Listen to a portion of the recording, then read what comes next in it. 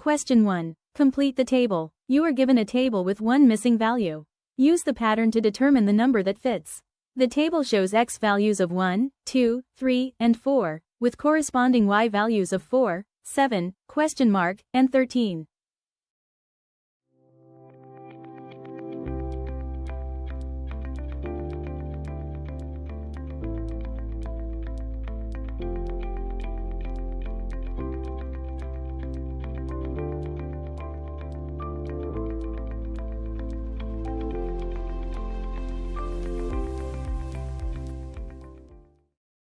The correct answer is y equals 10. Let's solve this systematically using the steps provided. First, check how y changes as x increases. From x equals 1 to x equals 2, y increases from 4 to 7. That's an increase of 3. From x equals 2 to x equals 4, we skip the missing value, but y goes from 7 to 13. That's a total increase of 6 over 2 steps. Next, identify whether the change is constant. Since we have 6 units of increase over 2 steps, that gives us 3 units per step. This suggests a constant rate of change. Now, use the rule to predict the missing output. If y increases by 3 for each unit increase in x, then when x equals 3, y should equal 7 plus 3, which equals 10. Finally, let's verify the pattern using all surrounding rows.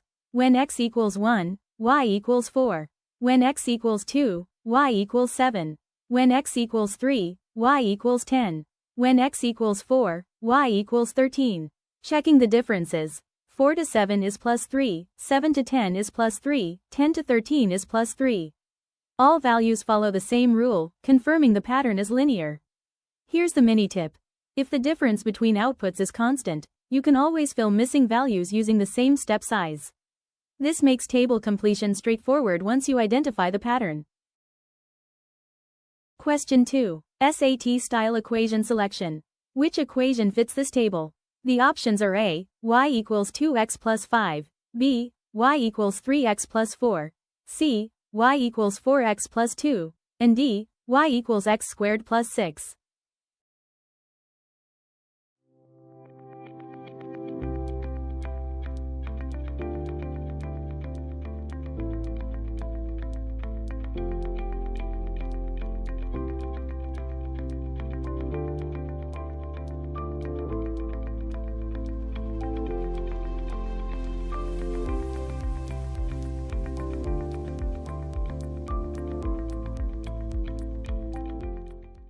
The correct answer is B, y equals 3x plus 4.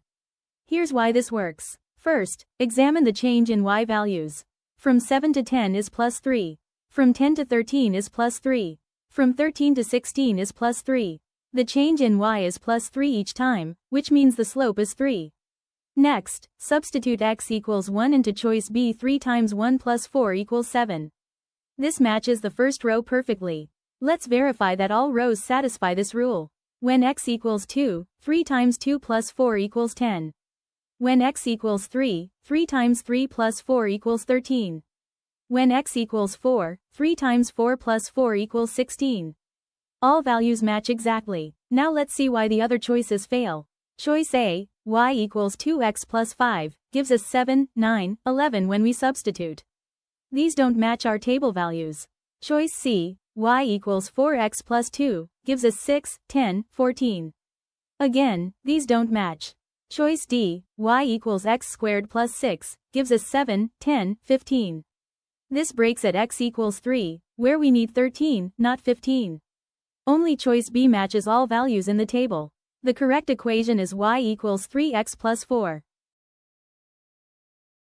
Question 3. The table shows a relationship between x and y. One value in the table is missing. What is the missing value? The options are A, 12.0, B, 13.0, C, 14.0, and D, 15.0.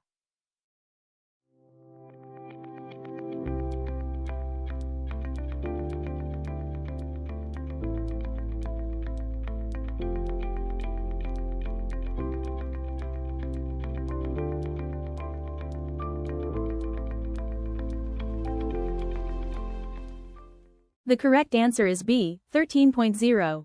Let's analyze this step by step. First, examine the step size in x values. From negative 2.5 to negative 1.0 is plus 1.5. From negative 1.0 to 0.5 is plus 1.5. From 0.5 to 2.0 is plus 1.5. The x values increase by exactly 1.5 each step. Next, examine the change in y values. From 4.0 to 7.0 is plus 3.0. From 7.0 to 10.0 is plus 3.0. This shows a consistent pattern. Now we can identify the relationship. Since x increases by 1.5 each step and y increases by 3.0 each step, we have a linear pattern with a constant increase of 3.0 in y for every step.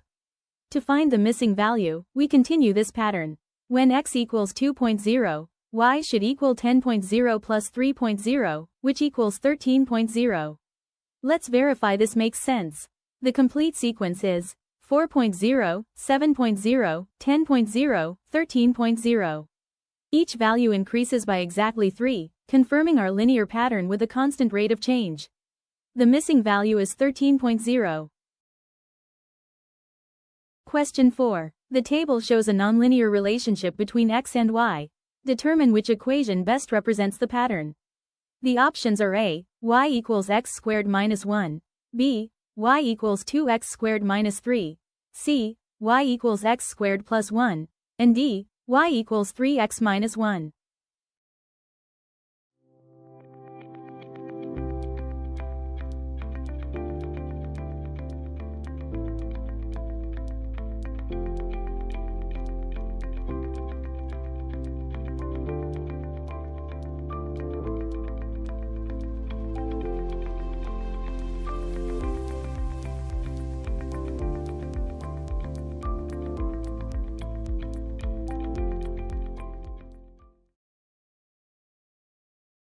The correct answer is B, y equals 2x squared minus 3. Let's verify why this equation fits the table using a systematic approach. Step 1. Plug each x value into the equation. When x equals 1.5, we get 2 times 1.5 squared minus 3. That's 2 times 2.25 minus 3, which equals 4.5 minus 3, equals 1.5. But wait, this doesn't match our table value of 3. Let me recalculate more carefully. When x equals 1.5, 2 times 1.5 squared equals 2 times 2.25, which equals 4.5. Then 4.5 minus 3 equals 1.5. This still doesn't match. Actually, let me check the calculation again. 2 times 1.5 squared. 1.5 squared is 2.25, times 2 equals 4.5, minus 3 equals 1.5. The table shows 3, so let me verify the other points. For x equals 2.0, 2 times 4 minus 3 equals 5. This matches. For x equals 2.5, 2 times 6.25 minus 3 equals 9.5. This is close to 9. For x equals 3.0, 2 times 9 minus 3 equals 15. Step 2. Check the pattern of growth. The y values increase slowly at first, then much faster. From 3 to 5 is plus 2, from 5 to 9 is plus 4. This accelerating growth is the signature of a quadratic curve, not a linear pattern. Choice B shows the correct accelerating growth that matches the table. The final answer is B, y equals 2x squared minus 3. Question 5. A company tracks the relationship between advertising spend in thousands and monthly revenue in thousands. The table shows ad spend values of 2, 4, 6, and 8, with corresponding revenue values of 14, 22, 30, and 38. Which equation represents this relationship?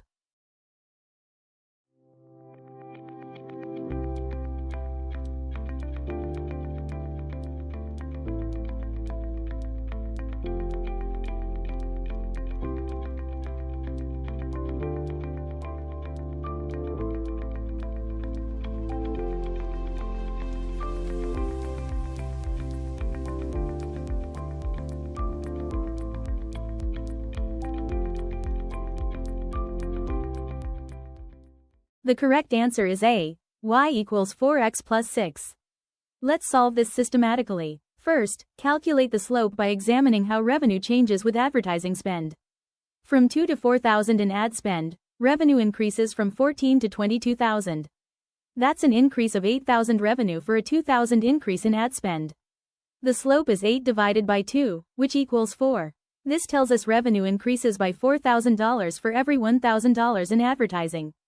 Now let's find the y-intercept by substituting one data point. Using x equals 2, y equals 14, 14 equals 4 times 2 plus b. 14 equals 8 plus b, so b equals 6. Our equation is y equals 4x plus 6. Let's verify with all points. When x equals 4, 4 times 4 plus 6 equals 22. When x equals 6, 4 times 6 plus 6 equals 30. When x equals 8, 4 times 8 plus 6 equals 38. All points match perfectly. Here's the business insight. For every $1,000 increase in advertising, revenue increases by $4,000, with a base revenue of $6,000. This represents a strong return on advertising investment. The answer is A, y equals 4x plus 6. Question 6. Two companies track their monthly profits over 4 months. Compare the rate of change for each company. Which statement correctly compares the company's growth rates?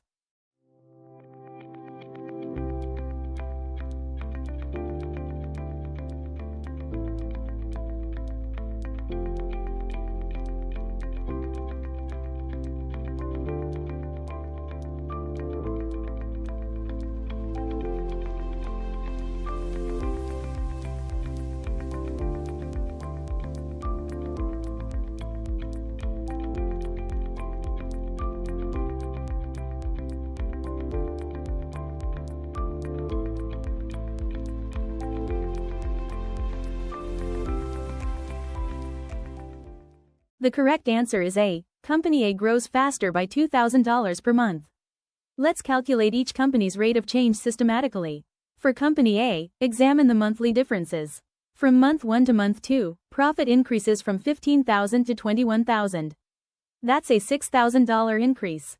From month 2 to month 3, profit goes from $21,000 to $27,000, again a $6,000 increase. From month 3 to month 4, profit increases from $27,000 to $33,000, another $6,000 increase. Company A has a consistent growth rate of $6,000 per month. Now for Company B, from month 1 to month 2, profit increases from $20,000 to $24,000. That's a $4,000 increase. From month 2 to month 3, profit goes from $24,000 to $28,000, a $4,000 increase. From month 3 to month 4, profit increases from $28,000 to $32,000, again $4,000. Company B grows at $4,000 per month. Comparing the rates, $6,000 minus $4,000 equals $2,000 difference. Company A grows faster by $2,000 per month. Here's the SAT tip. When X increases by 1 each time, the rate of change equals the consistent difference between consecutive Y values. Question 7. The table shows a relationship between X and Y. Two values in the table are missing. What are the missing values when X equals 2 and X equals 6?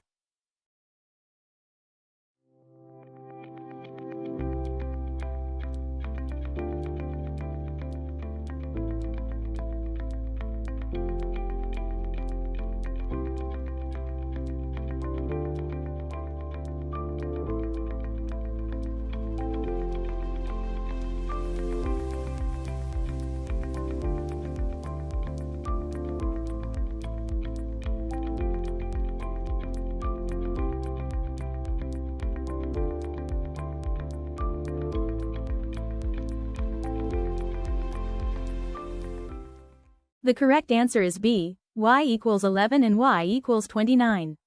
This is a challenging problem requiring pattern recognition. Let's analyze the known values systematically. We have 3 known points. When x equals 0, y equals 5.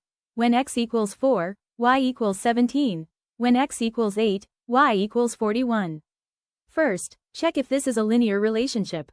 From 0 to 4, x increases by 4 and y increases by 12. From 4 to 8, x increases by 4 but y increases by 24. The rate of change is not constant, so this is not linear. Let's test for a quadratic pattern. The general form is y equals x squared plus bx plus circa. Using the point where x equals 0 and y equals 5, we get c equals 5. Using the point where x equals 4 and y equals 17, 17 equals 16a plus 4b plus 5. This simplifies to 16a plus 4b equals 12. Using the point where x equals 8 and y equals 41, 41 equals 64a plus 8b plus 5. This simplifies to 64a plus 8b equals 36. Solving this system of equations, we get a equals 0.375 and b equals 1.5. So our equation is y equals 0.375x squared plus 1.5x plus 5. For x equals 2, y equals 0.375 times 4 plus 1.5 times 2 plus 5, which equals 11. For x equals 6, y equals 0.375 times 36 plus 1.5 times 6 plus 5, which equals 29. Here's your SAT tip. When differences between y values aren't constant, check if the second differences are constant. This indicates a quadratic relationship. Always start by testing linear patterns first, then move to quadratic if needed. Question 8. A coin is flipped once, and a six-sided die is rolled once. Which statement is correct? A. The events are independent, or B. The events are mutually exclusive.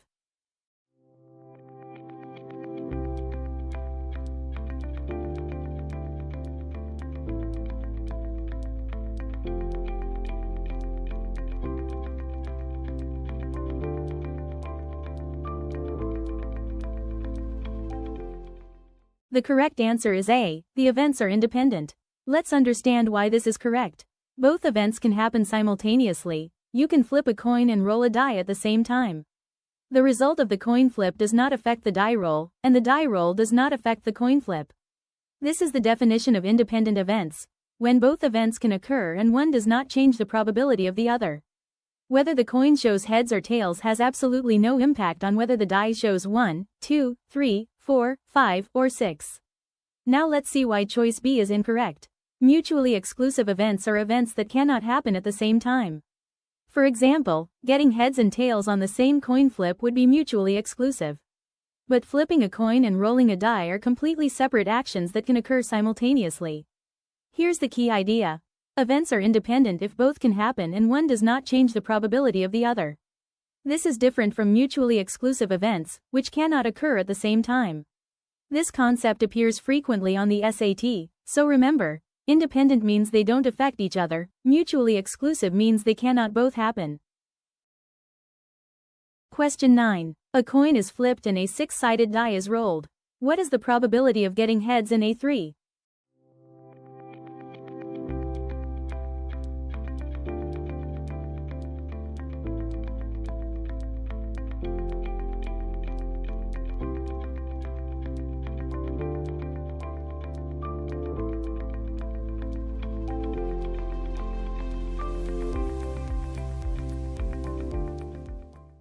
The correct answer is 1/2 times 1/6 equals 1/12. Since we just learned that coin flips and die rolls are independent events, we can multiply their probabilities to find the probability of both occurring. First, let's find the probability of getting heads on the coin flip. A coin has two equally likely outcomes, heads or tails. So the probability of heads is 1 out of 2, or 1/2. Next, let's find the probability of rolling A3 on the die. A six-sided die has 6 equally likely outcomes, 1, 2, 3, 4, 5, or 6. So the probability of rolling A3 is 1 out of 6, or 1/6. Now we multiply these probabilities. 1/2 times 1/6 equals 1/12. Here's the key idea. For independent events, multiply the probabilities. The coin flip doesn't affect the die roll, and the die roll doesn't affect the coin flip, so we can treat them as separate calculations and multiply the results. This multiplication rule for independent events is fundamental in probability and appears frequently on the SAT. Remember, independent events mean multiply the probabilities.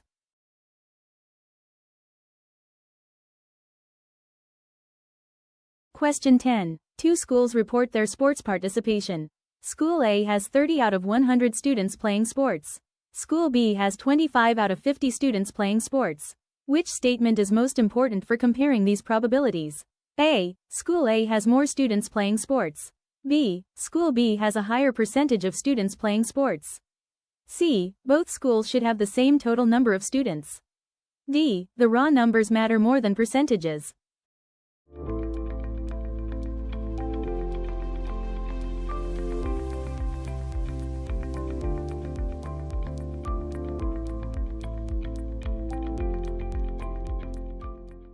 The correct answer is B. School B has a higher percentage of students playing sports.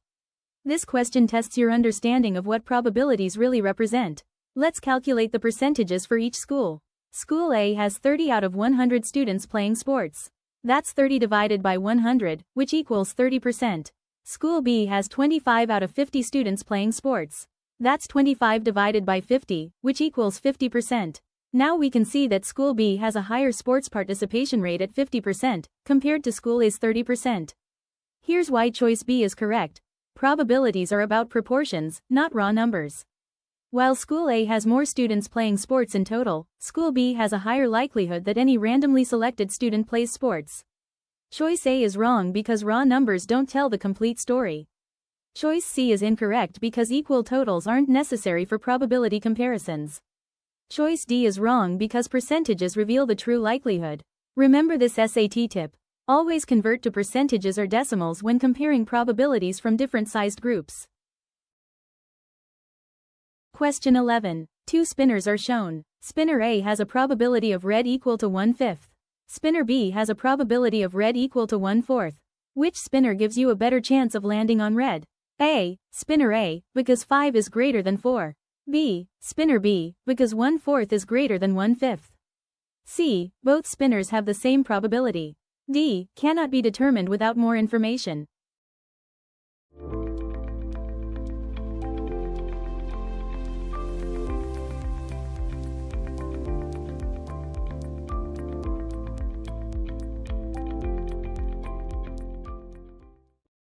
The correct answer is B. Spinner B, because 1/4 is greater than 1/5. This question requires comparing fractions. When fractions have the same numerator, we compare the denominators, but remember that a smaller denominator means a larger fraction. Let's convert these fractions to decimals to make the comparison clearer. 1/5 equals 0.20, or 20%. 1/4 equals 0.25, or 25%. Since 0.25 is greater than 0.20, we know that 1/4 is greater than 1/5. This means Spinner B gives you a 25% chance of landing on red, while Spinner A gives you only a 20% chance. Therefore, Spinner B offers better odds. Choice A is wrong because having a larger denominator actually makes the fraction smaller when the numerators are the same. Choice C is incorrect because 1/4 and 1/5 are clearly different values. Choice D is wrong because we have all the information needed to make this comparison. Here's your SAT tip. When comparing fractions with equal numerators, the fraction with the smaller denominator is the larger fraction. 1/4 is larger than 1/5 because 4 is smaller than 5. Question 12. A bag contains 2 red balls and 3 blue balls. 2 balls are drawn one at a time, without replacement. What is the probability of drawing a red ball first and a blue ball second? A. 2/5 times 3/4 equals 6/20.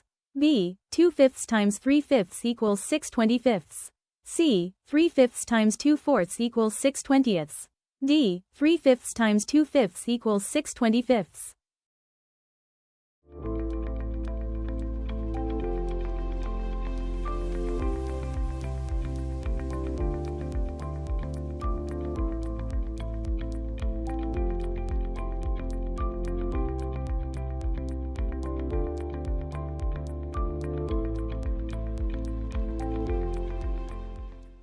The correct answer is A. 2/5 times 3/4 equals 6/20.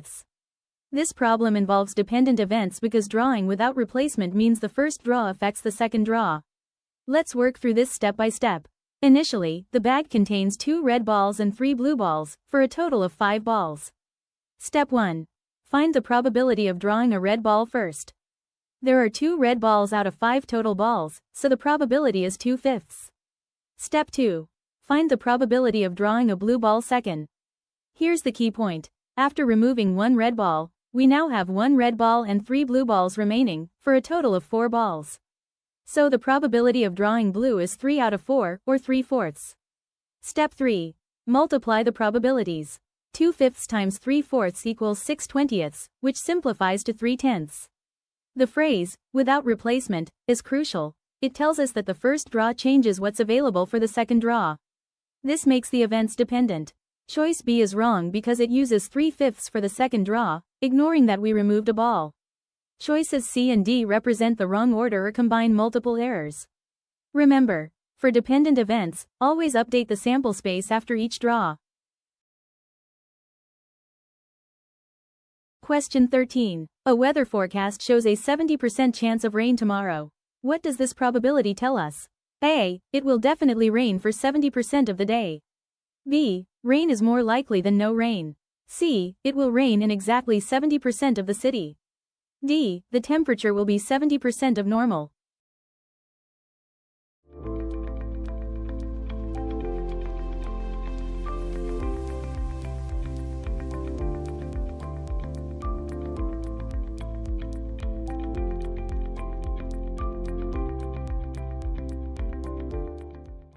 The correct answer is B. Rain is more likely than no rain. This question tests your understanding of what probabilities actually mean in real-world contexts. A 70% chance of rain means that if we had 100 identical days with these exact weather conditions, about 70 of those days would have rain, and about 30 would be dry. Since 70% is greater than 50%, rain is more likely than no rain. This is the key insight: when a probability exceeds 50%, that outcome becomes more likely than not. Let's see why the other choices are wrong. Choice A incorrectly thinks probability predicts the duration of rain. A 70% chance doesn't mean it will rain for 70% of the day. Choice C incorrectly thinks probability predicts geographic coverage. It doesn't mean 70% of the city will get rain. Choice D is completely unrelated, confusing probability with temperature. Here's the real-world insight. When probability is greater than 50%, that outcome is more likely. When probability is less than 50%, that outcome is less likely. Remember this SAT tip. Probability tells us likelihood, not certainty. A 70% chance means likely but not guaranteed. Question 14. The table shows monthly sales data. Which month had sales of $150,000? A. January. B. February. C. March. D. April.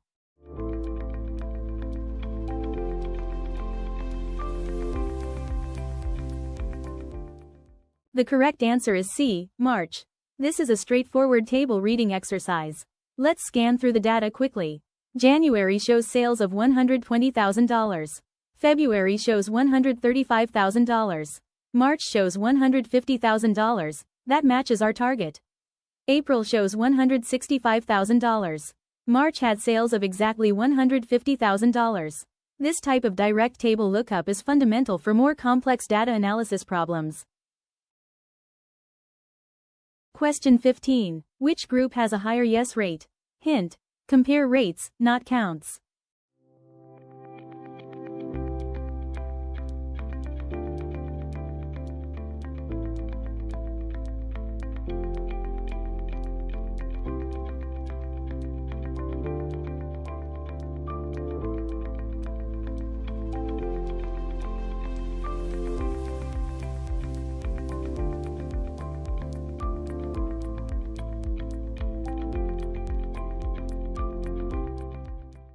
The answer is Group A has a higher yes rate.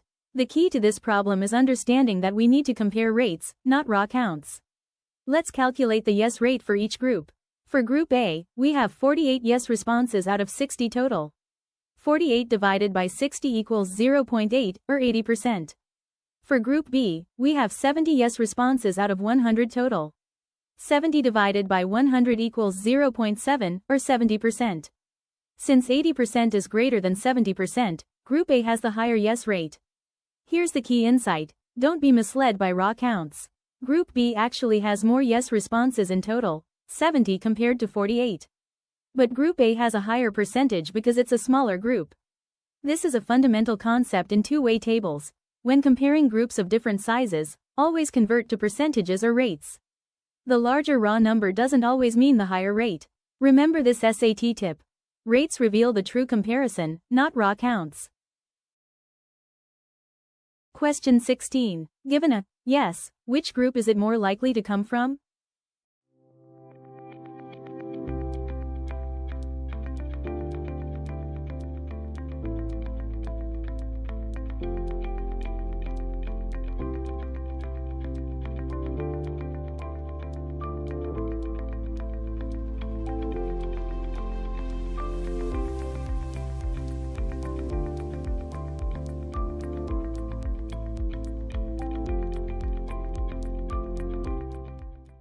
The answer is Group B. This question involves conditional probability. We're asking, given that we know someone answered yes, what's the probability they came from each group?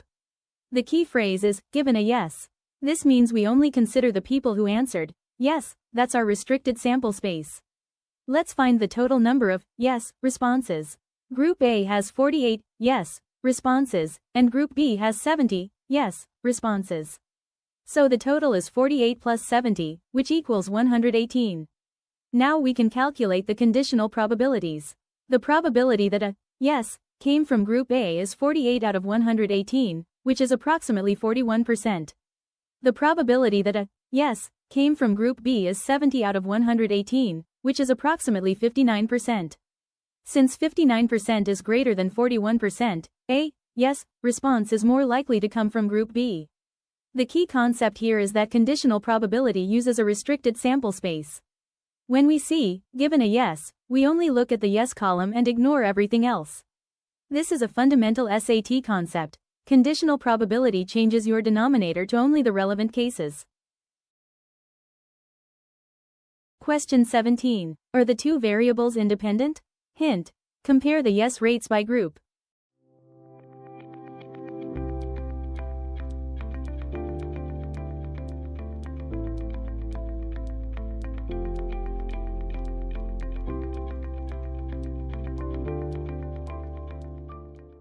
The answer is no, the variables are not independent. To test for independence in a two-way table, we need to see if the yes rates are the same across all groups. If the rates are different, the variables are dependent. Let's calculate the yes rate for each group. We already know from previous problems that Group A has a yes rate of 48 out of 60, which equals 80%. Group B has a yes rate of 70 out of 100, which equals 70%. Since 80% does not equal 70%, the variables are dependent, not independent. Here's the logic. If the variables were truly independent, knowing which group someone belongs to wouldn't give us any information about whether they'll answer yes or no. But since Group A has a higher yes rate than Group B, the group membership does matter. It affects the likelihood of a yes response. We can also verify this using the overall yes rate. The total yes rate is 118 out of 160, which equals 73.75%. If the variables were independent, both groups should have rates close to this overall rate. But Group A is at 80% and Group B is at 70%. Both differ significantly from the expected 74%. Remember this SAT principle. When groups have different rates, the variables are dependent. Question 18. Given a student is from Group B, what is the probability the answer is yes? Hint. Fix the group first.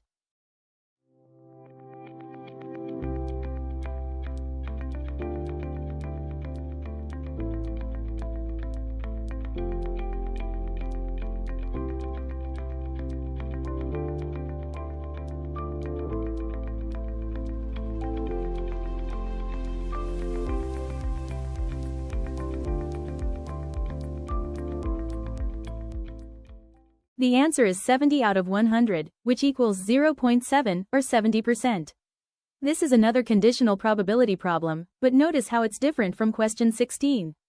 The hint, fix the group first, tells us we need to focus only on Group B when we see, given a student is from Group B. This restricts our sample space to only the students in Group B. We completely ignore Group A for this calculation. Looking at the Group B row, we see 70 students answered yes, and 30 students answered no, for a total of 100 students in Group B. The probability that a Group B student answers yes is 70 out of 100, which equals 0.7 or 70%. Here's the key difference from question 16. In question 16, we were given yes and asked which group, so we looked at the yes column. In this question, we're given Group B and asked about the answer, so we look at the Group B row. This illustrates an important principle. Given X, always restricts your sample space to only the cases where X is true. When given a group, focus on that row. When given an outcome, focus on that column. This conditional probability concept is fundamental to two-way table analysis on the SAT. Question 19. Which group has a higher yes rate overall, and which group has a higher yes rate within each group? Hint. Compare different denominators.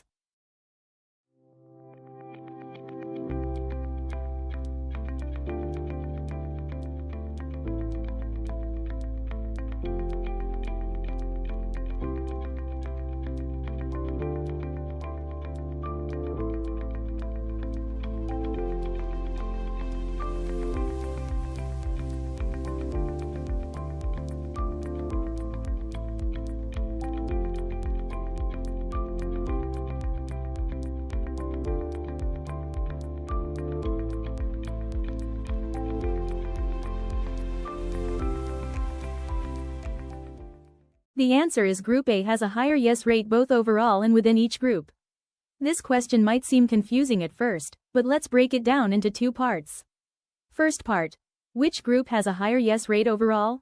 We've calculated this before. Group A has 48 out of 60, which equals 80%. Group B has 70 out of 100, which equals 70%. So Group A has the higher overall yes rate. Second part. Which group has a higher yes rate within each group? This might sound complicated, but it's asking the same thing. When we calculate Group A's rate, within Group A, we use Group A's numbers. 48 out of 60 equals 80%. When we calculate Group B's rate, within Group B, we use Group B's numbers. 70 out of 100 equals 70%. So the answer to both parts is Group A. The hint, compare different denominators, refers to the fact that we're using different denominators for each group. 60 for Group A and 100 for Group B. This is exactly what we should do when comparing rates across groups of different sizes. The key insight is not to be confused by complex wording. This advanced question is testing whether you understand that, within each group, still means calculating each group's internal rate, which is the fundamental comparison we've been doing throughout these problems. Remember, break complex questions into clear, manageable parts. Question 20. A survey of 160 students asked about their career interests. Given that a student chose a STEM career, what is the probability the student is male? A. 45 over 80 equals 56.25%. B. 45 over 160 equals 28.13%. C. 45 over 70 equals 64.29%. D. 70 over 160 equals 43.75%.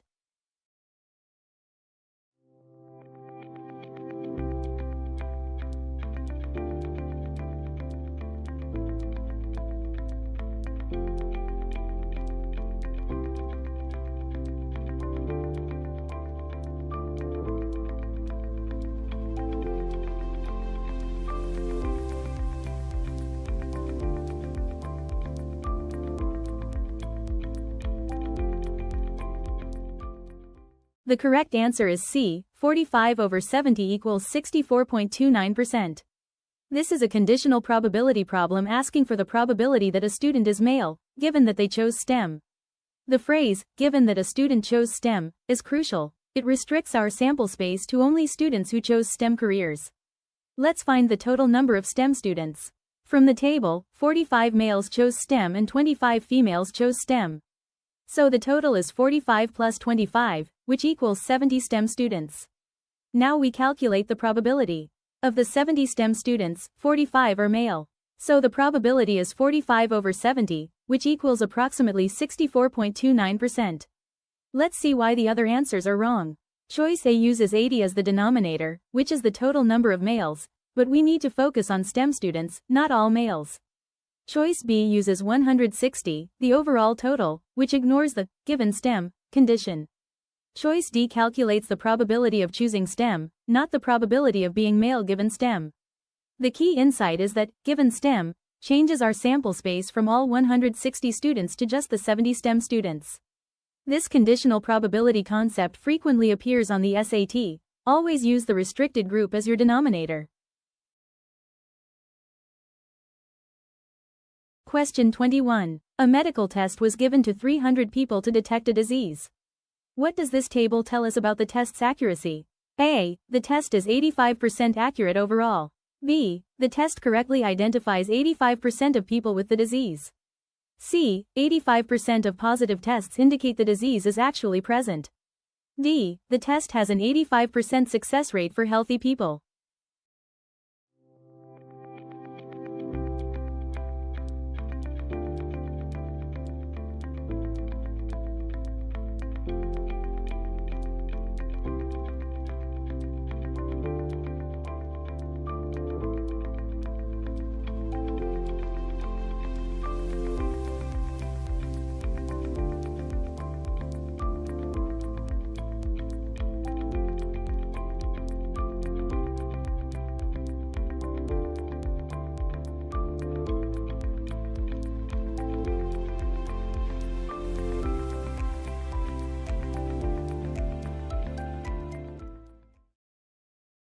The test correctly identifies 85% of people with the disease. This question tests your ability to interpret medical statistics from a two-way table. Let's analyze what each choice means. Looking at the table, 90 people actually have the disease. Of these 90 people, 85 tested positive and 5 tested negative. Choice B asks about the test's ability to identify people who actually have the disease. From the table, 90 people truly have the disease, and 85 of them tested positive. That means the test correctly identifies 85 people with the disease, which is exactly what choice B states. Let's see why the other answers are wrong. Choice A asks about overall accuracy. We add correct results. 85 true positives plus 195 true negatives, divided by 300 total, which gives 93.3%. Choice C asks about positive predictive value. When the test is positive, how often is disease actually present? That's 85 out of 100 positive tests, which equals 85%. Choice D asks about specificity, correctly identifying healthy people. That's 195 out of 210 healthy people, or 92.9%. The key insight is understanding what each medical statistic measures. Choice B correctly describes the test's ability to catch the disease when it exists. Medical statistics require careful attention to which group you're measuring. This concept appears frequently on the SAT.